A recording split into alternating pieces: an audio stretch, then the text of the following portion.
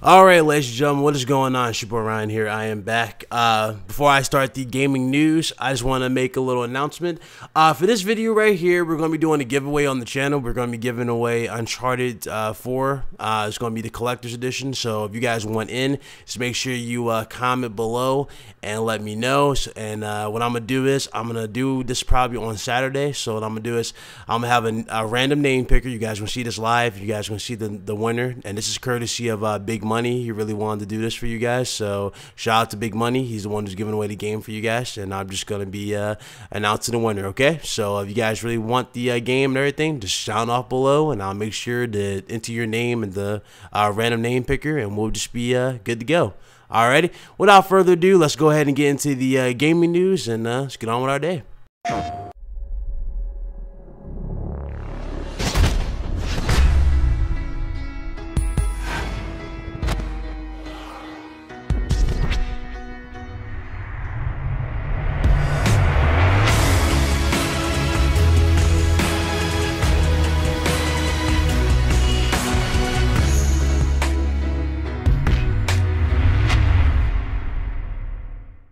Alrighty, ladies and gentlemen, what is going on? Did you guys miss the intros, or did you guys miss the intros?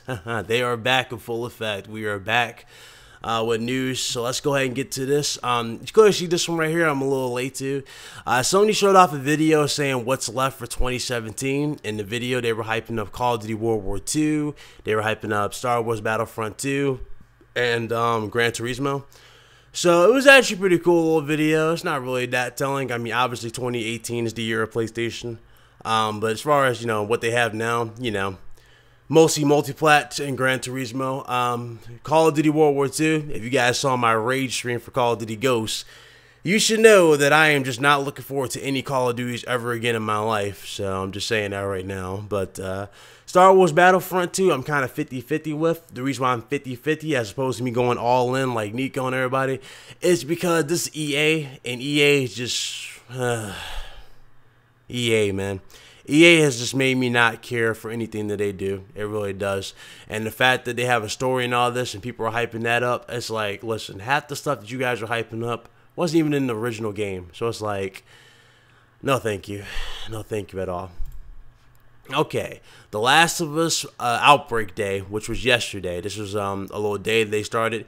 Basically, it's 4 years anniversary of The Last of Us, and they're giving away a PS4 theme, poster, and T-shirts, and they're also doing a sale for all Last of Us DLC and everything. It's pretty cool. It's going on until the 29th, so if you guys want to check it out, it's in the description below.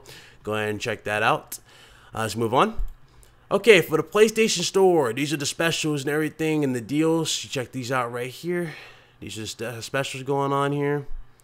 So that's pretty cool. You guys check that out in the description below as well. Okay, this right here, I'm just going to get right to the point. Byran Cranston is rumored to play Victor Sullivan in the the Uncharted movie. Now, if you guys didn't know, Mark Wahlberg was also rumored to play Nathan Drake in this movie, and Tom Holland was rumored to play the young Nathan Drake also in the movie. I don't know what they're thinking with this. I think they need to stop. This is something that we do not need. We do not need we don't need games to become movies.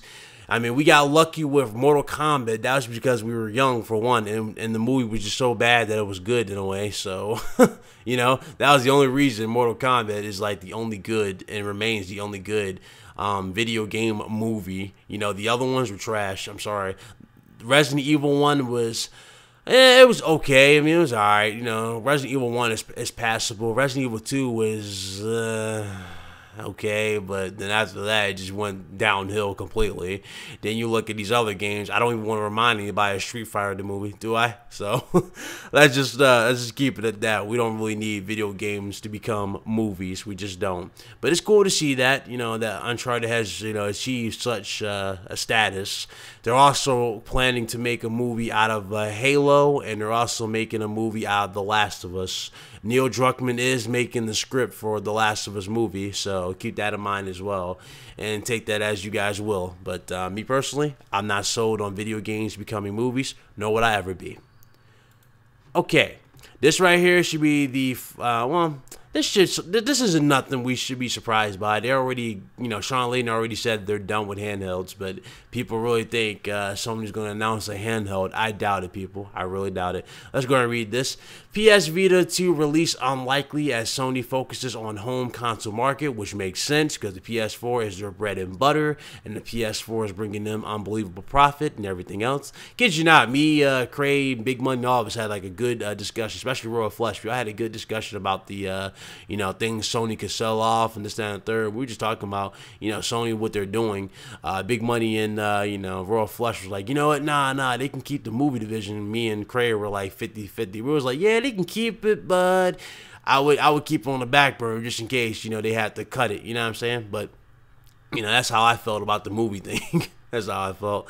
Anyway, this is quiz. So if Sony was aiming to go toe-to-toe against Nintendo Switch, Andrew House confirmed, or replied, I'm sorry, that the Nintendo device is a hybrid device, and that's a different approach and strategy. We have not seen that as being a huge market opportunity.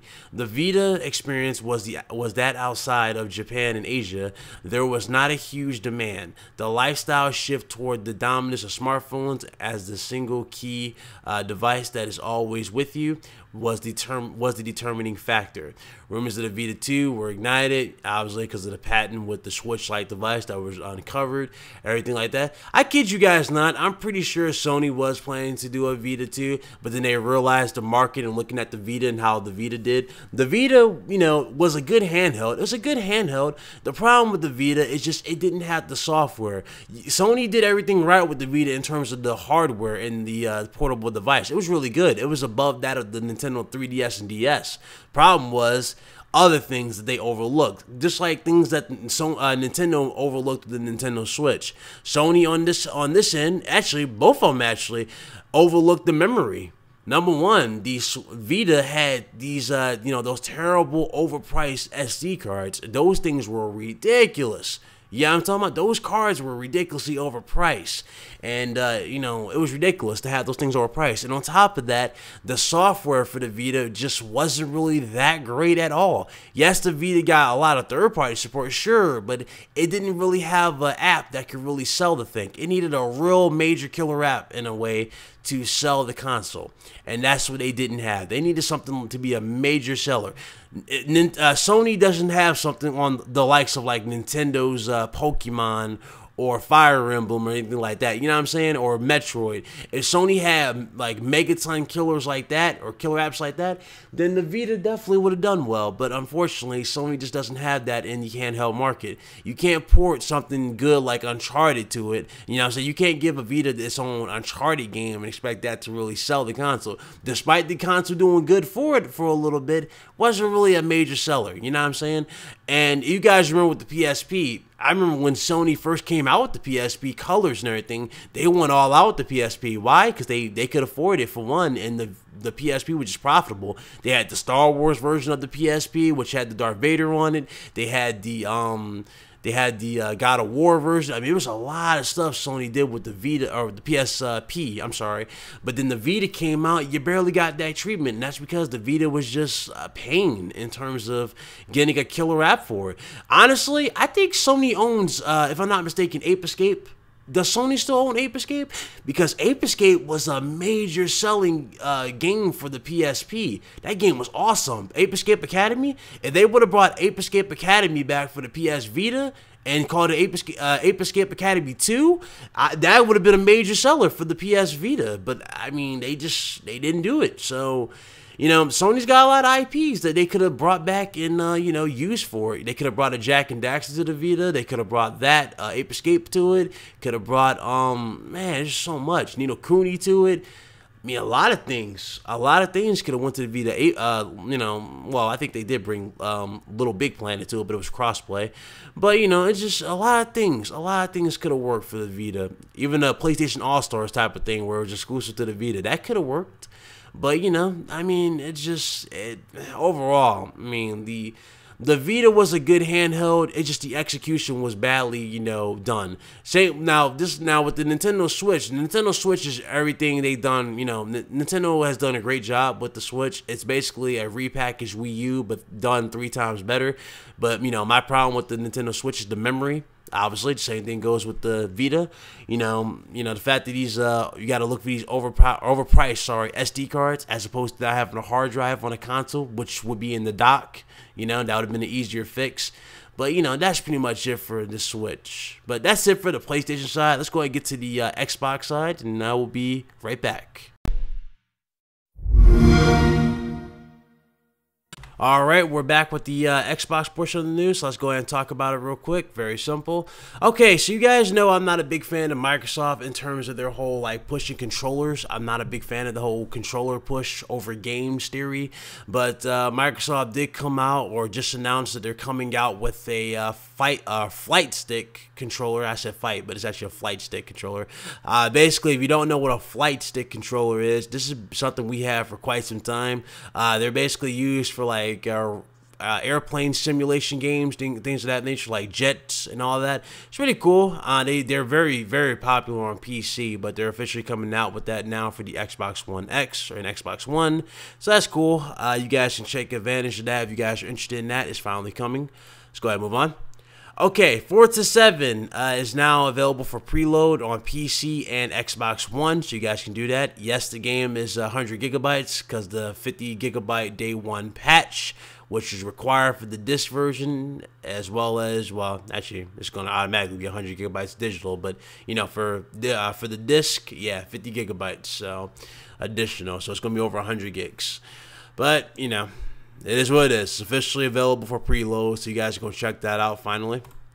Okay, Fortnite Battle Royale is officially out. It's going to be available, or it's free, I'm sorry, and it's out officially. So you guys can play that on the PS4, Xbox One, and PC. So that's pretty much it. It's, you guys go. You guys are interested in that. As far as the whole... PlayerUnknown's Battlegrounds is concerned. You guys already know how I feel about it when, you got dudes hyping it up like they're going to destroy PC guys. Well, let's just say I'm going to have my popcorn ready and I'm just going to enjoy watching those matches and watching the rage on that side. That's all I got to say. That's all I got to say. Moving on. Halo Wars 2 Awakening the Nightmare is officially available on the Xbox One and Windows 10 store. You guys can check that out. So there you guys go. Let's move on again.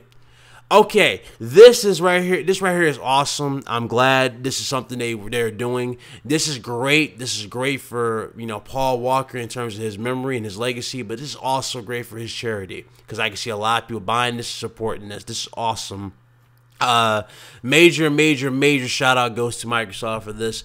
Basically, Microsoft, Vin Diesel, Tyrese, and Paul Walker's younger brother Cody, they're all teaming up with Microsoft to bring basically a Fast and the Furious Xbox One S to honor the late Paul Walker, who passed away. If you guys remember, he passed away in a very terrible car accident along with a stunt driver. They both were driving I think it was a Porsche, and they ran into a pole and the car ignited in flames, and it was just a terrible sight to see. A lot of theories have come out from the video. A lot of people saying, Paul Walker was alive when he burned. A lot of people say he died immediately during the crash. So a lot of theories going around there, and all I know is it was just a terrible day because we lost a great actor and we lost a very vital part to what made Fast and the Furious what it was, what it is today. You know what I'm saying?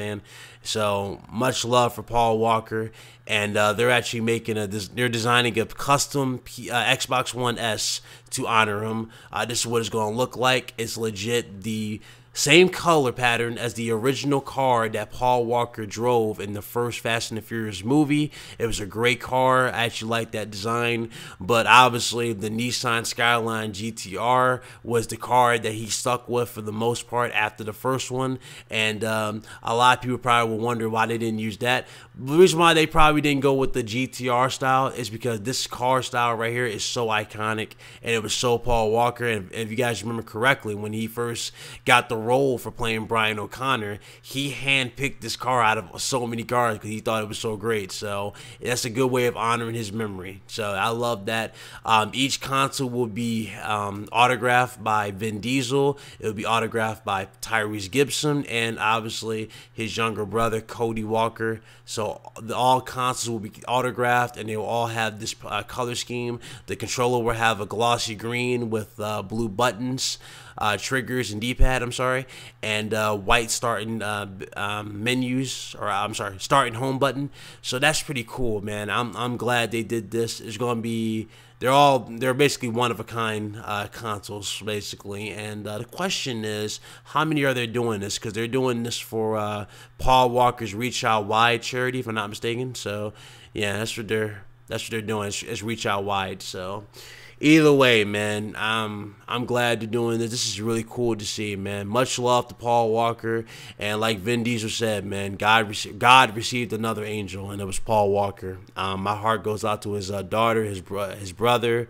and his father, man. Just, it was a terrible passing, but at the same time, I am very I'm glad they haven't forgotten about him, and this is really a cool way to keep people, just keep his memory in people's head. It really is.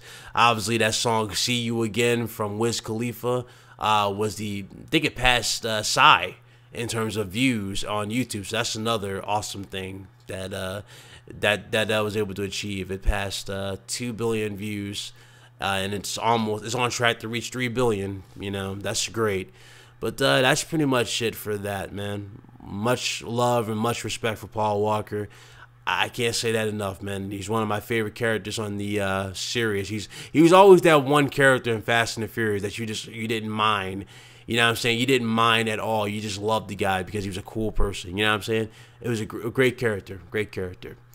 And the final bit of news I got for you today, this right here is pretty simple. 343 Dev details Halo Wars, or Halo 5, I'm sorry, Xbox One X enhancements. He confirms that the game has limited HDR support and more. But the main thing that stuck out right here, if you guys read right here,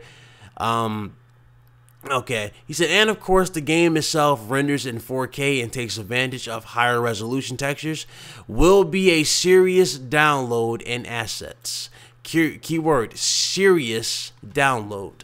Now, you guys remember Forza is 100 gigabytes, right? That game is a racing simulator. Racing simulators are not demanding at all. How big is Halo 5 going to be now that this is a AAA game? Now, keep in mind, Halo or Forza also is a AAA game, but again, it's a racing sim, not demanding. But as far as this game in general, like Halo, how big of these, how much are they really pushing this? Now, as far as the whole HDR limited thing, because I know a lot of people are going to wonder, what do you mean by limited HDR support? Basically, they're saying when they made the game and they were using HDR, they were still had a lot of bugs to work out with HDR. They were ironing out everything, so they didn't really have that much support with HDR with this, but the game will be 4K and everything like that, so that's come to suspect. Will it be 4K 60? That's the question, because remember they got 1080p 60 on the base Xbox One with the Kinect. So will it be 4K 60? That's something that they need to consider. But in terms of the size of this game, that's up to you guys. That's up to speculation at this point. Up to you guys to decide how big this game could possibly be. Me personally, I'm thinking this game is going to be pretty hefty. So that's just my inputs. It's going to be over 100 gigs. I'm telling you right now. Why? Because it makes sense that the game is going to be over 100 gigs in terms of downloads. The reason why I said that is because Microsoft has that new intelligent delivery system, which allows the user, you or the consumer, if you want me to say that, but it allows you to choose between what you want to use and what you don't want to use. So when the game is downloaded, do you want to play the story mode? If you don't want to play the story mode, you can simply delete the story mode and have nothing but the multiplayer.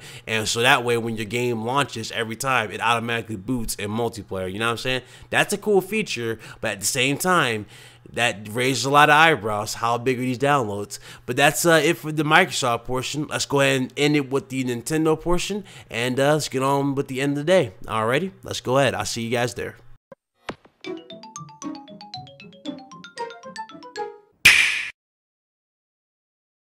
Alrighty, and I'm with the final bit of news for today, guys. This is Nintendo's portion. So, Nintendo's Reggie Fils-Aimé and Doug Bowser meet John Cena. Basically, John Cena was at their headquarters and he was playing the Nintendo Switch. And judging from his face, he actually liked the console. He was playing it, and they actually tweeted out a picture from him. So there you guys go. I guess he's promoting the game 2K, because 2K is coming to the Switch from WWE, so that's pretty cool. But he was there, so take that as you will. You know, John Cena's about to retire, people. He's 40 years old and pretty much is getting ready to hand the reins to Roman Reigns. Yeah, I know, not a Roman Reigns fan either. I know, I'm not. I feel your pain. Okay, U.S. There's 18 games coming to the Nintendo Switch this week. So here's the games coming to the Nintendo Switch: One Piece Unlimited World Red Deluxe Edition, FIFA 18, obviously, Arcade Archives Mario Bros, Picross S. We got Golf Story, Tower of Babel. We got Sparkle 2, Earth Atlantis, Demo, Conga Master Party, Pankupu. We got Inversus Deluxe, Butcher, Brave Dungeon, Dark Witch Story Combat, Binarius, Astro Bears Party, and Physical Contact Picture Place. Those are all coming to the Nintendo Switch, so good job, Nintendo, for getting games. That's great. You can now pre-order Xenoblade 2 or Xenoblade Chronicles 2 Special Edition. Here's what it looks like, and this is what it comes with. That's pretty cool. That's what you're getting for the limited edition version. Pretty awesome. Go ahead and do that. You guys can officially pre-order. Okay, LA Noire, a game that I am looking forward to. I think it comes out in November, right? November? It comes out in November? I am so looking forward to this on November. But LA Noire for the Nintendo Switch will be 1080p docked and 720p in handheld mode. This is not surprising at all. Number one, the game is from the PS3 and 360. And those games didn't have that much RAM to, or didn't have that much, didn't have that much to really work with in terms of getting their games to look, or to run. So this is actually not that surprising that it's 1080p when it's docked and 720p when it's handheld. So that's pretty good that the game's going to look good. And on top of that, it's an open world game too. That's pretty good. Obviously we're going to have to wait and see what it actually looks like in terms of the actual performance and everything. But judging from it, I'm happy for it. I'm glad that's coming. So, we shall see it. So the Switch version will be launching in December, in Japan, and I guess November, day 1 in the US for the American. So, okay. So that's pretty much it. Now that we just talked about this, remember I said this is an old game from last gen that was running on hardware that didn't necessarily have the space and the leg room that the PS4 Pro and PS4 and Xbox One and X have. You know what I'm saying? So if we go here, Digital Foundry got a hands on with Super Mario Odyssey. They confirmed that the game was 900p when it was in docked form. Basically, when it was on your TV, it was 900p, 720p when it was in portable mode. However, it ran at a locked 60 frames per second. That is something right there I have no problem with. You know what I'm saying? I have no problem with it being 900p and being 60 frames per second locked. I have no problem with that. That's great. And on top of that, the game is open world, so that's pretty impressive for a handheld. What was it? He said cutscenes run at a lower resolution. Obviously, that makes sense. Some improvements to bloom and LOD settings when docked. Improved shadows when docked, obviously, because of more power. It gets more a power boost when it's in docked form because the dock. So little improvements. They really need to come out with a better dock though. The dock that they come with these Switch is flimsy, not really a performance heavy dock. It's just, there to get your system up and running. They need a dock that has a hard drive built in and just built for performance. You know what I'm saying? That's what they need for the Switch. All they gotta do is release a software update. Since they're selling docks separate, they can easily do this. So I think that's what they want to do, and that's something that I highly recommend they do. Because if I'm not mistaken, you have to pay $60 just for a dock by itself. That's just a standard dock. I wouldn't mind paying $80 for a beefier dock with a hard drive built in. That way you can use the SD cards on the go and you'll have your hard drives and everything for your standard for your standard games when you're docked and you're just, you know, relaxing on the couch. You know what I'm saying? That would have been better. But improve shadows when docked. Better draw distance when docked. Obviously, again, because it's not in handheld mode. No anti-aliasing. Some pop-in, obviously. Photo mode is 30 frames per second. Minor graphical improvements for photo mode. Okay, so that's pretty much it. I mean, it's not much I can really say. The game's great. I mean, they took performance over visuals, and I am fine with that. I am fine with them taking performance over visuals. That's fine. That's something that I wish Microsoft would do with the Xbox One X. Yes, they can push 4K, sure, but 1080p 60 mode options for every single game, especially these games that are Xbox One X enhanced, should be the main thing that they should be taking advantage of, period. That should be the main thing. But something, you know, that's just something, you know, fanboys don't want to look at. And hey, it is what it is. That's pretty much it, though. Hope you guys enjoyed the video. That's pretty much it.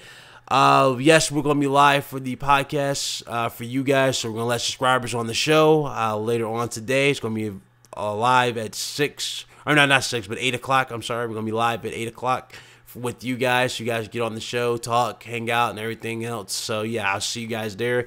That's it, though. Shout out to everybody. Thank you again so much for subscribing. Welcome to the channel. Thank you guys so much for all your feedback for the gaming news. I'm appreciating doing this. This is awesome. It's very convenient. And that's pretty much it. I'm out of here. Later, guys.